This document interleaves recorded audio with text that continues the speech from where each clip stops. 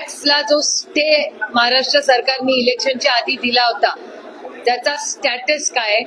आमची मागणी आहे ते तसंच राहावं. तर काही इलेक्शनचा जुमला नसावा आणि कुठलाही रेट्रोस्पेक्टिव्ह टॅक्स कुणाकडूनही घेऊन म्हणजे मागणी करू नये. म्हणजे आज स्टे दिलाय म्हणून रेट्रोस्पेक्टिव्हचा अधिकार सरकारला देत नाही, तर ती पॉलिसी त्याप्रमाणेच पुढे करायची, चालावी. आशा आणि अंगणवाडी सेविका हिची नवीन गावं घेतली, त्याच्यामध्ये त्यांचे काही इश्यूज होते, त्यांना गेल्या अनेक दिवसात घेतलं नाही गेले. तर आम्हाला आज शब्द दिलाय कमिशनरांनी की आशा आणि अंगणवाडी सेविका ज्या आधी ग्रामीण भागात जिल्हा परिषदकडे होत्या त्यांना पुढच्या 15 दिवसाच्या आत इथे घेतलं जाईल. 3-4 महत्वाचे मुद्दे होते: पाणी, प्रदूषण, कचरा मॅनेजमेंट आणि टॅक्स. याच्यावर सविस्तर चर्चा झाली आहे. त्यांनी आम्हाला शब्द दिलाय की दायरी असेल, सिंहगड रोड असेल, तिथला जे सर्व्हिस रोड्स आहेत त्याचं काम तातडीने पूर्ण करून घेतील. पाण्याचे जे प्रश्न आहेत, तिथे काही टॅक्सचे इश्यूज आहेत, लोक टॅक्स भरतात पण त्यांना पाणी मिळत नाही अजूनही. त्याच्या काही टाक्यांच्या व्हिजिट्स आम्ही जॉईंटली करू, काही वेगळ्या करू. आणि ज्या वॉर्ड लेवलला ज्या कमिटीज आहेत तिथे ठराविकच 30 लोकांना बोलवलं जातं, ते कदाचित सगळे स्टेक होल्डर्सही नसतील, तर ती बॉडी जास्ती ब्रॉड करून स्थानिक लोकांना त्याच्यात घ्यावं आणि त्याच्यात कुठलाही कॉन्फ्लिक्ट ऑफ इंटरेस्ट कुणाचाहीच नसावा, अशा लोकांना त्या कमिटीला बोलवावं, त्यांचं हिअरिंग घ्यावं. अशा अनेक मुद्द्यांवर सविस्तर चर्चा झालेली आहे. तुम्हाला काय विचारायचं? नाही, जिल्हाधिकाऱ्यांकडे हेच नाही, इरिगेशन, रस्ते, वीज, काही कॉन्फ्लिक्ट आहेत की नॅशनल हायवेची काही कामं प्रलंबित आहेत, त्याला कलेक्टरांकडून आम्हाला मदत हवी आहे. काही ठिकाणी लँड ॲक्विजिशनचे इश्यूज आहेत, काही ठिकाणी पोल्युशन, प्रचंड प्रदूषण हे बारामती लोकसभा मतदारसंघात वाढतंय. पाण्याचं प्रचंड प्रदूषण आणि हवेचं प्रदूषण ते कंट्रोल करणं तातडीची गरज आहे. त्याच्यामुळे त्याची आणि इरिगेशन, एकीकडे सरकार म्हणतं पाणी प्रचंड आहे, मग पाणी जर प्रचंड आहे तर सगळ्या उपसा योजना या पूर्ण क्षमतेने का चालत नाही याचा रिव्ह्यू घेतला. आणि फॉरेस्टमुळे जे काही विकास कामं अडकलेली आहेत त्याचाही रिव्ह्यू आम्ही कलेक्टरांकडे घेतला. आणि इथून आता PWDचा रिव्ह्यू आहे, त्याच्यानंतर MSCBचा.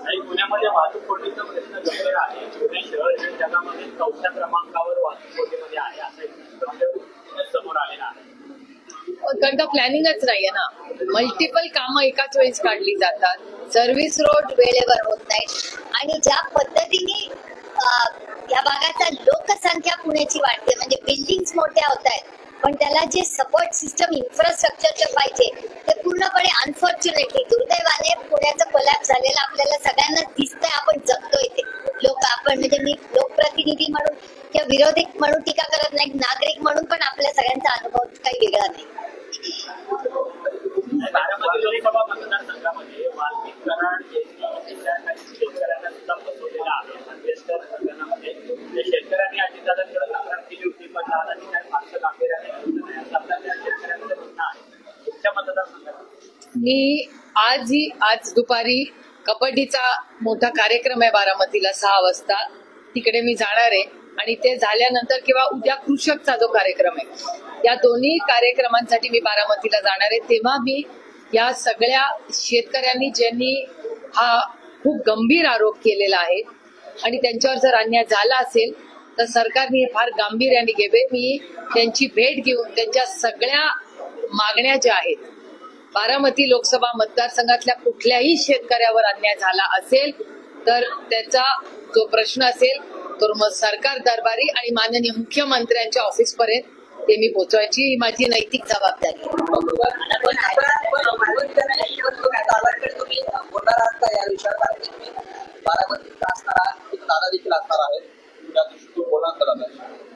मी माननीय मुख्यमंत्र्यांशीच बोलीन, कारण हे डिपार्टमेंट उद्या मला वाटतं 5 डिपार्टमेंट कुणाकडे आहे आणि इन्क्वायरी करायला लागेल. ही सगळी कंप्लेन आणि इन्क्वायरी त्याची व्हायला लागेल आणि ती होम मिनिस्ट्रीकडेच जाईल. आणि होम मिनिस्टर हे मुख्यमंत्री आहेत, त्याच्यामुळे आणि हे टीव्हीवर वारंवार मी अनेक नेत्यांकडून बोललेलं बघते. त्याच्यामुळे जे नेते बोलतायत, मग संदीप क्षीरसागर असतील किंवा बाप्पा बोलतायत, त्याच्यानंतर बीजेपीचे सुरेश धस बोलत आहेत, जितेंद्र आव्हाड बोलतातच आहेत. त्याच्यामुळे या सगळ्या लोकांचे ज्या टीव्हीवर तुमच्या चॅनलवर मी त्यांना लाईव्ह बघते त्यांच्याच थ्रू या सगळ्या अंजलीताई दमानिया त्याच्याबद्दल बोललेल्या आहेत. त्यामुळे अतिशय गंभीर विषयाचं सिरियस करप्शन चार्ज. आणि या देशामध्ये जर ज्या कष्ट करणाऱ्या काळ्या मातीशी इमान राखणाऱ्या शेतकऱ्यावर जर एवढं मोठं करप्शन जर होत असेल तर अतिशय दुर्दैवी आहे, वेदना देणार आहे, चिंताजनक आहे. आणि हा विषयाला माननीय मुख्यमंत्र्यांची मी भेट तातडीने घेणार. पण काही ते दादांच्या पक्षाचे मंत्री आहेत, नेते आहेत, आणि मंत्री देखील आहेत. दादांशी जास्त करणारच नाही ना. नाही, हा माझ्यासाठी पक्षाचा विषयच नाहीये, हा एक सामाजिक विषय. दादांच्या कार्यक्रमात जाणार आहात त्यामुळे दादांशी हो, पण कॉम्पिटंट अथॉरिटी कोण आहे? इश्यू कोण आहे? इश्यू कुणाकडे येतो? कॉम्पिटंट अथॉरिटी कोण आहे? आम्ही सिस्टम प्रमाणे जाते ना. सिस्टम प्रमाणे एखादा जेव्हा गुन्हा येतो तो गुन्हा कुणाला सांगायचा असतो? पोलीस स्टेशन किंवा होम मिनिस्ट्री, राईट? या राज्याचा होम मिनिस्टर कोण आहे? मग कुणाकडे जायला पाहिजे? माझं म्हणणं असं त्यांच्या बाजूचे नेते आहेत तर त्यांच्या मी हा पक्षाचा विषयच नाही, हा सामाजिक विषय आहे. त्याच्यात मला राजकारण आणायचंच नाहीये.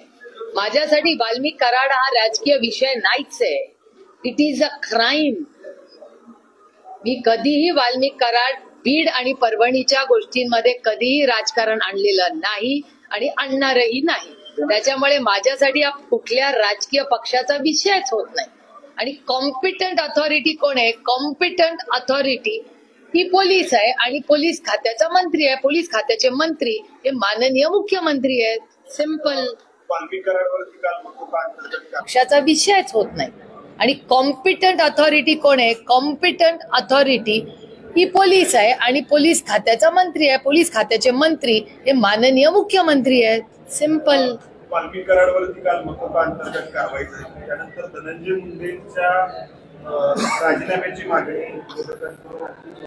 विरोधक म्हणजे कोणी केली आहे? सुरेश केली आहे. सगळ्याच विरोधक. ओके, माझे त्याच्या आधी काही प्रश्न आहेत. मला सरकारला अनेक कॉम्पेअर्स, काही युट्यूब चॅनल अनालिसिस, तुमच्या चॅनल, सुरेश दत्त, संदीप क्षीरसागर, रोहित बाप्पा सोनवणे, अशा अंजलीताई दमानिया चॅनल्सचे अनेक कॉम्पेअर्स, काही युट्यूब चॅनल्सचे जे इन्फ्लुएन्सर्स आहेत, सगळे अनेक प्रश्न विचारत आहेत. त्याच्यात माझ्या मनातले काही प्रश्न आहेत ते काही मी क्रिएट केलेले नाहीत. ते हा सगळा जो डेटा तुमच्या सगळ्यांकडे येतो त्याच्यावर नाही. पहिलं मला प्रश्न विचारायचा आहे सरकारला की अकाउंट जे सील केले, हे किती अकाउंट सील केलेत पहिलं, आणि त्याच्यात पैसे किती आहेत याची काहीच माहिती आपल्याकडे येत नाही. हे जर एक्स्टॉर्शन असेल, जे सरकार मान्य करतंय, FIR सांगतंय की त्याच्यात एक्स्टॉर्शन आहे, तर जर एक्स्टॉर्शन झालं असेल तर ईडी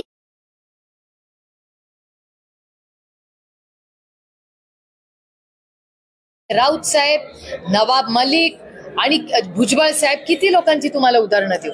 त्यांना पटकन ईडी लावली, FIR झाले, अटक झाली, सगळं झालं ऍब्सोल्युटली सुपर स्पीड. मग वाल्मिक कराडांच्या केसमध्ये एक्स्टॉर्शनची केस ही मे महिन्यात झाली आहे. आपण आता जानेवारी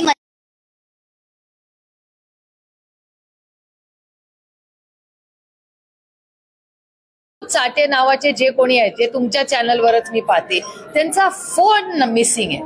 असा कसा फोन मिसिंग आहे? त्याचा CDR काढलाय का? काय पोझिशन आहे त्याची?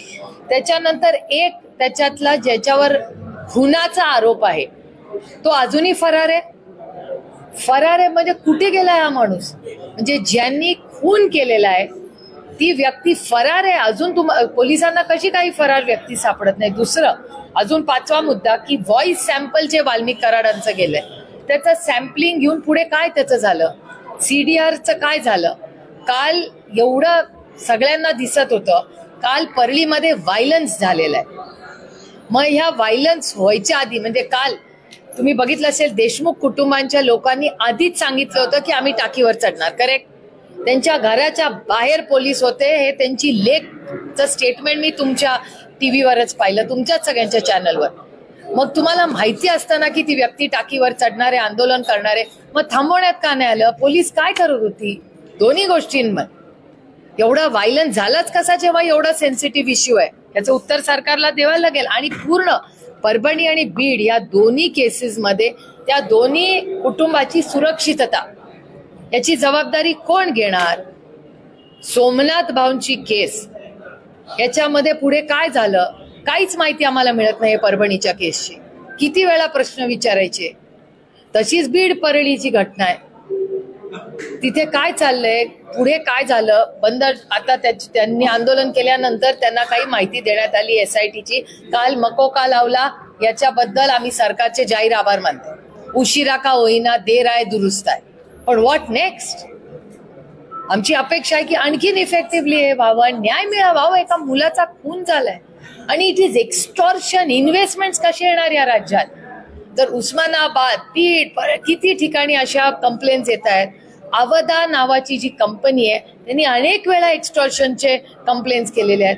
मग जर एक्स्टॉर्शन महाराष्ट्रात असं होणार असेल तर इन्व्हेस्टमेंट क्लायमेट, कोणीही या राज्यात इन्व्हेस्टमेंट करायला 10 वेळा विचार करेल की हे इन्व्हेस्टमेंट अशी केली ही एक्स्टॉर्शन होणार, आपले लोक किडनॅप होणार. अशी यांची ही घटना एकदा नगरमध्ये पण झालेली आहे 1-1.5 वर्षापूर्वी. तेव्हा तिथल्या पोलिसांनी अतिशय स्ट्रॉंग ऍक्शन घेतली.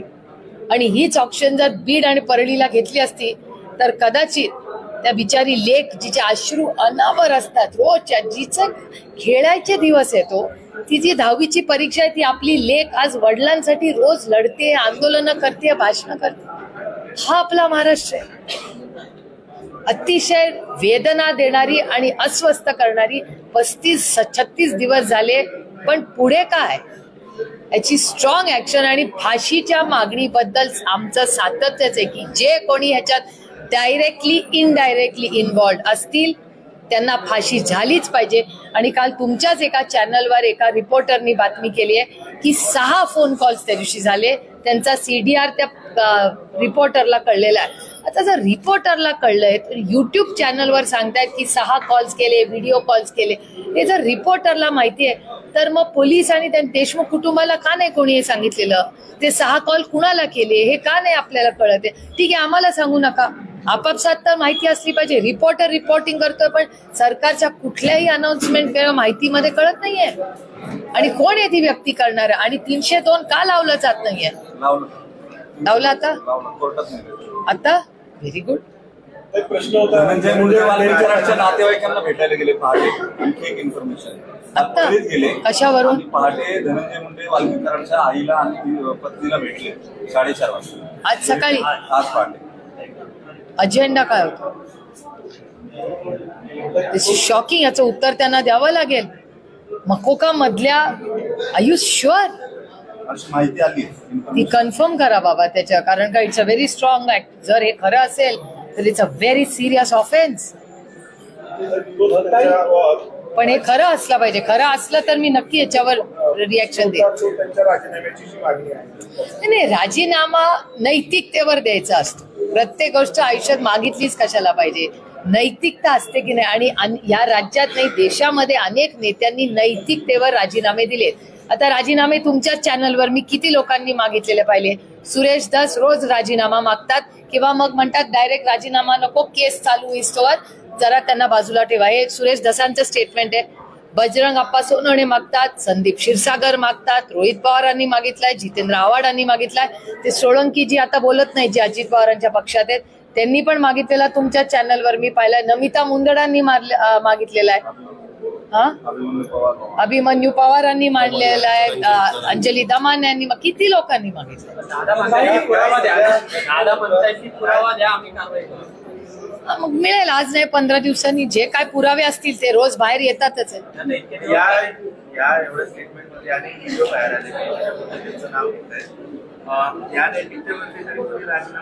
नैतिकता ही खूप पर्सनल गोष्ट असते. नैतिकता ही प्रत्येकाची व्हॅल्यू सिस्टम मध्ये असते. आता प्रत्येकाची नैतिकता आपण कशी ठरवू? नाही, अनिल देशमुख, छगन भुजबळ साहेब, अनिल देशमुख, संजय राऊत, नवाब मलिक, किती तुम्हाला उदाहरणं देऊ? किती तेव्हा जेलमध्ये गेले. आणि IQ गोष्टीवर इथे तर डॉक्युमेंट्स आहेत. देशमुख साहेबांच्या IQ वरच त्यांना एवढे महिने आत ठेवलं आणि राजीनामा देऊन त्यांना अटक झाली. इमॅजिन.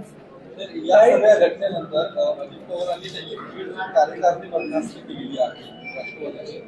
तर काय उशिरा अशा पद्धतीचा निर्णय? एक आणखीन चेक करा की तिथली लाडकी बहीण योजनेचे अजून अध्यक्ष आहेत का वाल्मिक कराड, तेवढं पहिलं चेक करा.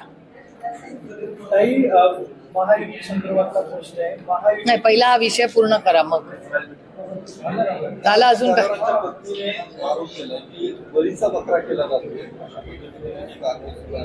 आणि तुमच्याच खासदारांवरती सुद्धा आरोप केला. प्रशांत सोमवणेवरती जीवे मारण्याची धमकी दिली जाते अशा पद्धतीचा. Data speaks for it self ना. डेटा आहे आणि सरकार त्यांचंच आहे, त्यांचंच सरकार डेटा देत आहे. मला असं वाटतं एकट्या बजरंग सोनवणेंवर कशाला, हा राजकीय विषय नाहीच आहे, हा सामाजिक विषय आणि ऑल पार्टी डेलिगेशन आहे. त्याच्यात असं कुठलंही असं नाही की फक्त विरोधकच विरोध करतायत. ऑल पार्टी एकच, म्हणजे या अतिशय दुर्दैवी काळात एकच आशेचं किरण असं आहे की संपूर्ण मीडिया गेले 35 दिवस अतिशय पारदर्शक रिपोर्टिंग करतंय आणि सगळ्या पक्षाचे नेते मन आणि मत आणि राजकीय मतभेद बाजूला ठेवून परभणी आणि बीड मधल्या घटनेत आम्ही सगळे राजकारण बाजूला ठेवून माणुसकीच्या नात्याने एकत्र आहोत. कम्युनल डिस्ट्रेस पण बीडमध्ये मोठ्या प्रमाणावर दिसून येतोय सध्या, जो फार सेन्स होतोय खाली. अनेक जण त्याच्या संदर्भामध्ये बोलत आहेत, सोशल ऍक्टिव्हिस्ट असतील किंवा अनेक कार्यकर्ते सुद्धा, जो तातडीने संपणं गरजेचं आहे. तिथली लॉ अँड ऑर्डर किंवा राईटचे सिच्युएशन्स प्रत्येक गावागावात तयार होत आहेत, डिस्क्रिमिनेशन होत आहेत या सगळ्यामध्ये. याच्यात लिडरशिप कुठंच ते सगळे एकत्र यावेत, एकत्र बसावेत किंवा ताण कमी व्हावा म्हणून प्रयत्न करताना दिसतात. एक अशी एनजीओ चालवणार आहेत की त्यांनी मराठा आणि ओबीसी समाजामध्ये जे काही वाद म्हणा किंवा काहीतरी निर्माण करण्याचा प्रयत्न झालाय, तर तो मिटावा यासाठी काही प्रयत्न चालू. एक तर हा असा कुठला विषयच नाहीये माझ्या, हा माणुसकीचा विषय माझ्यासाठी ना लिमिटेड ऍक्शन. आदरणीय पवार साहेबांनी माननीय मुख्यमंत्र्यांना फोनही केला होता, त्यांच्याशी सविस्तर चर्चाही झाली होती. त्यांनाही सांगितलं होतं की आमच्या सगळ्यांची तयारी आहे, आपण राजकीय मतभेद बाजूला ठेवून ऑल पार्टी मीटिंग करू, सगळ्याच पक्षाच्या लोकांच्या घराने महाराष्ट्रात शांतता कशी होईल याचं स्टेटमेंट तुमच्याच चॅनलवर मी पवार साहेबांचंही पाहिलेलं आहे आणि देवेंद्रजींचंही पाहिलेलं आहे. त्याच्यामुळे आमच्या सगळ्यांकडूनच, म्हणजे मग सीएम ऑफिस असेल किंवा आदरणीय पवार साहेब असतील किंवा आमचे सगळे मित्र पक्ष असतील, मी राऊत साहेबांचंही स्टेटमेंट पाहिलंय, पृथ्वीराज बाबांचंही स्टेटमेंट पाहिलं. त्यामुळे आमच्या बाजूनी आणि त्या बाजूनी माननीय मुख्यमंत्र्यांचं स्टेटमेंट, काल शिंदे साहेबांचं एक स्टेटमेंट मी पाहिलं तुमच्या. त्यामुळे ह्याच्यात कुठलंही राजकारण न आणता महाराष्ट्राला प्राधान्य देऊन, माणिसकीला प्राधान्य देऊन हे या दोन्ही कुटुंबांना आधार द्यायची नैतिक जबाबदारी आपल्या सगळ्यांवर आहे. हे नैतिकतेवर आज सगळं चाललं. पवार साहेबांनी जेव्हा म्हटलं सर्वपक्षीय बैठक करून, तेव्हा मुख्यमंत्र्यांकडून काय प्रतिसाद? नाही, तुमच्या चॅनलवर दोघांचे स्टेटमेंट्स होते. दोघांचीही ह्या विषयामध्ये कुठलेही राजकारण न आणता महाराष्ट्र शांत कसा होईल आणि कुठलीही चुकीची घटना महाराष्ट्रात ऑलरेडी 2 झालेल्या आहेत, त्याच्यात आपण 2 सुपुत्र घालवून बसलोय, त्याच्यात परत काय असं होऊ नये. कुठली चुकी, म्हणजे काल जी घटना परळीत झाली ती अस्वस्थ करणार होती, टायर जाळणं वगैरे नाही होय आपल्याला पाहिजे. हे शांततेच्या मार्गाने आणि संविधानाच्या चौकटीत राहून न्यायालयाने योग्य ते निर्णय घ्यावे. जे सत्य आहे ते महाराष्ट्राच्या आणि देशाच्या समोर आलं पाहिजे. मी देशाच्या समोर का म्हणते, मला कॉन्स्टंटली दिल्लीवरनं सगळे मीडिया, खासदार या सगळ्यांचे प्रश्न रोज आणि फोन येतात की महाराष्ट्रात ही घटना काय चालली आहे, सुप्रिया हमको समजाव क्या हो रहा है. पवार साहेबांनी अमित शहानी टीका केली होती, त्याला सुनील तावडेने उत्तर दिलंय. क्रोनॉलॉजी बघा. पहिली टीका अमित शहाकडून झाली, त्याला काल प्रत्युत्तर दिलं पवार साहेबांनी. आज सुनील तावडेने परत ट्विट केलंय की दाऊदच्या हस्तकांना हेलिकॉप्टरमधून प्रवास घडवणाऱ्यांनी अशा पद्धतीने शोधतं का, आणि अमित शहाची तरीपारी करण्यासाठी एका दहशतवाद्याला एन्काउंटर केलं, त्याच्या संदर्भात किती तडीपारी होती असं त्यांनी. लोकशाही आहे, प्रत्येकाला बोलायचा अधिकार आहे. मी परवाही तेच म्हणले.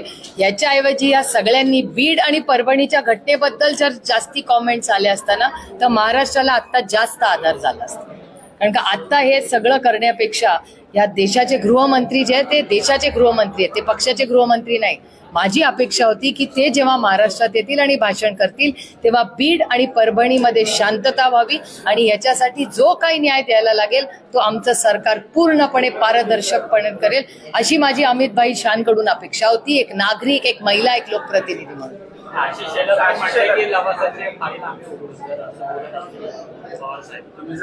उघडा. अजित पवार काल आमदारांच्या मीटिंग मध्ये असं म्हटले की 2 विषयांच्या फाईल मुख्यमंत्र्यांनी रिजेक्ट केल्या आणि त्यांनी असं करायला नको होतं. या मंत्र्यांचा म्हणजे राष्ट्रवादीच्या मंत्र्यांचा प्रमुख म्हणून त्यांनी आधी माझ्याशी डिस्कस करायला हवं होतं, पण त्यांनी ते न करता थेट फाईल रिजेक्ट करणं हे चुकीचं आहे. महायुतीमध्ये डिस्ट्रेस दिसून येतोय का 2 पक्षांमध्ये आणि अजित पवारांनी अशी नाराजी मुख्यमंत्र्यांच्या विरोधात जाहीर करणं आमदारांकडे तुम्ही कसं पाहताय याच्यावर? मला काय आश्चर्य वाटत नाही. Actually it's not my business. तो त्यांच्या आघाडीचा युतीचा अंतर्गत प्रश्न आहे. पण मला काय आश्चर्य वाटत नाही, कारण का मी गेले 18 वर्ष खासदार आहे आणि बीजेपीचे अनेक मित्रपक्षांचे अनेक अनुभव मी फार जवळून 18 वर्षात या सरकार आल्यापासून ऐकलेले आहेत अनेक राज्यांचे. त्यामुळे मला काय फार आश्चर्य वाटत नाही, पण इट्स नॉट माय बिझनेस. माझा अंतर्गत प्रश्न आहे तो त्यांच्या युतीचा अंतर्गत. मुख्यमंत्री उपमुख्यमंत्र्यांचं ऐकत नाही काय? सगळ्यात महायुती सुरू आहे, 2 मंत्र्यांच्या निर्णयाला स्थगिती मुख्यमंत्री. त्या प्रश्नाचं उत्तर मी कसं सांगणार? जे सत्तेमध्ये त्या दोघांना विचारा ना, मी कसं याचं उत्तर देणार? राष्ट्रवादीच्याच मंत्र्यांच्या काल अशी बातमी आली की अजितदादा नाराज आहेत मुंबईमध्ये मुख्यमंत्र्यांच्या काही निर्णयावर. हे प्रश्न तुमच्या ब्युरोचा जो मुंबईचा असेल ना त्याला सांगा, मुख्यमंत्र्यांना विचारायला, कारण का खरं खोटं त्यालाच माहिती असेल, मी कसं सांगणार? खंडणीचे प्रकार जे आपण आता बीड मधल्या समोर आले, पिंपरी चिंचवड मध्ये काल आकडेवारी गेल्या काही महिन्यांमध्ये 11 गुन्हे पिंपरी चिंचवड मध्ये उद्योजकांनी जी कमिटी पोलिसांनी स्थापन केली त्यांच्याकडे दाखल केली. त्याच्यामुळे आपल्या इथलं म्हणजे ते तर आहेच आहे, पण आपल्या इथलं पिंपरी चिंचवड हे देखील किंवा कुठली उद्योगनगरी ही काही दहशतमुक्त आहे असं म्हणता येणार नाही. काय वास्तव आहे आणि या संदर्भात किती गांभीर्यानं पावलं उचललं? माझं म्हणणे, कुठलंही सरकार असू दे, आमचं त्यांचं कुणाचंही, क्राईमच्या विरोधात there has to be 0 tolerance. कोणीही असं चुकीचं काम करत असेल तर त्याला अर्थातच शिक्षा. हा देश कोणाच्या मनमानीने चालत नाही, तो संविधानाने आणि नियम कायद्याने चालतो. त्याच्यामुळे कुठेही अशा जर चुकीच्या घटना होत असतील तर government has to take strong action. दिल्लीत राष्ट्रवादी साथ कुणाला देणार? काल पवार साहेबांनी याचं उत्तर दिलंय. मध्यंतरी काही खासदार हे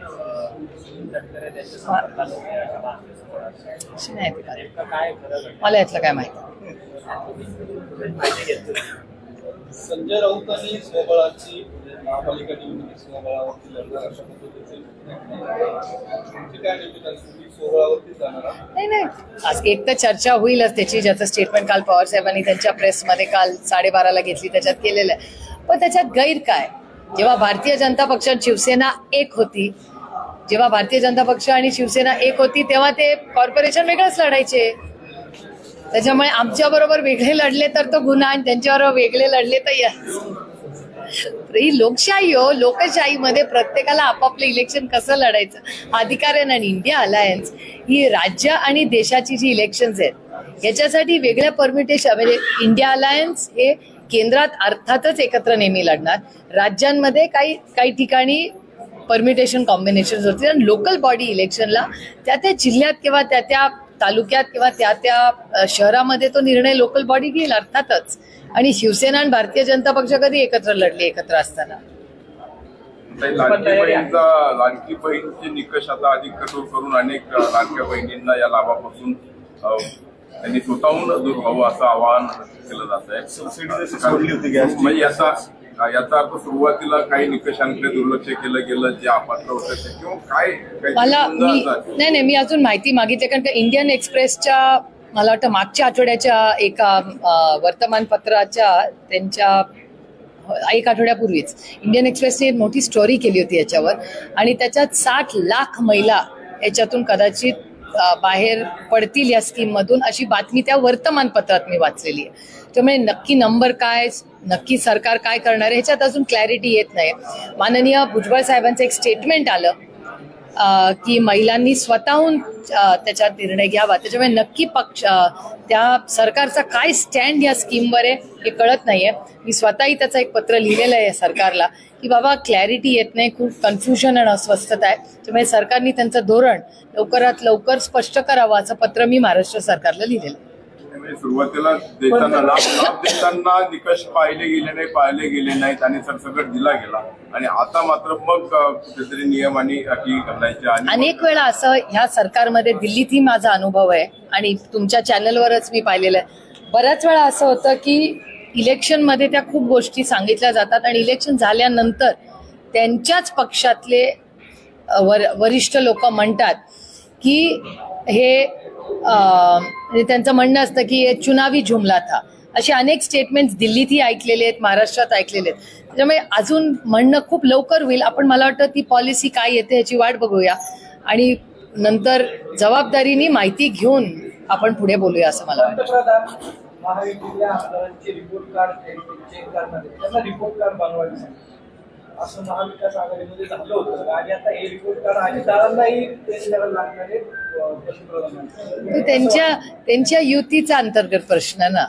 त्यांना जर ते मान्य असेल आणि चालत असेल तर काय, अकाउंटेबिलिटी इज ऑलवेज गुड. मला तर अकाउंटेबिलिटी इज वंडरफुल. माझी तर नेहमीच तयारी असते कुणालाही अकाउंटेबिलिटी द्यायची. आणि त्यांच्या आघाडीत त्यांना कुणाला रिपोर्टिंग करायचा त्यांचा अंतर्गत प्रश्न आहे. त्यांच्या आघाडीत त्यांची युती आहे. तुमच्या प्रश्नातच माझं उत्तर आहे. थँक्यू. आला. थँक्यू.